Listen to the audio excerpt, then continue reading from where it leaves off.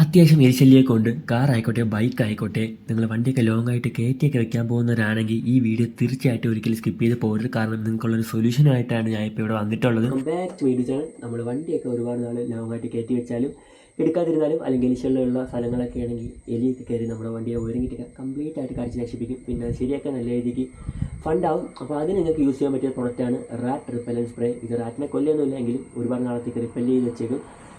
റാറ്റൊന്നും പിന്നെ പറയുന്നില്ല. ഇത് എൻ്റെ ഫ്രണ്ട് അവൻ്റെ വണ്ടിയുടെ ഒരുങ്ങിയിട്ട് കംപ്ലൈൻറ്റ് ആയി ഇതേ കയറി കടിച്ച നശിച്ച സമയത്ത് വാങ്ങിച്ചതാണ്. തൽക്കാലം ഞാൻ അവൻ്റെ ഒന്നും എടുത്തുകൊണ്ട് വന്നതാണ്.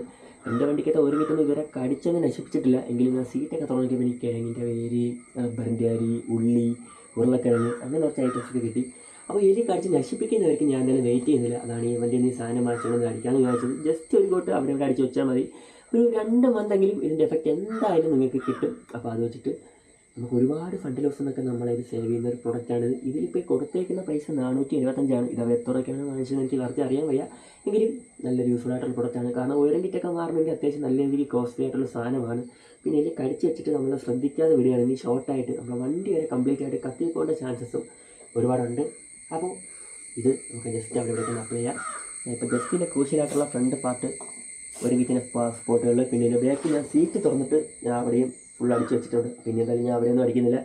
അതിലൂടെ നിങ്ങൾക്ക് ഈ ഒരു പ്രോബ്ലത്തിൽ നിന്ന് കംപ്ലീറ്റ് ആയിട്ട് എസ്കേപ്പ് ചെയ്യാൻ പറ്റും. പിന്നെ വണ്ടിയൊക്കെ ഒരുപാട് നാൾ കയറ്റി വെച്ചിട്ട് പുറത്തൊക്കെ പോകുന്നവരാണെങ്കിൽ ഒരു 2 മാസമൊക്കെ ഇതിൻ്റെ എഫക്റ്റ് നിൽക്കും. അപ്പോൾ ഒന്നുകൂടെ ഒന്ന് റീപ്ലേ ആരെങ്കിലും സെറ്റ് ചെയ്ത് വെക്കുന്ന നന്നായിരിക്കും.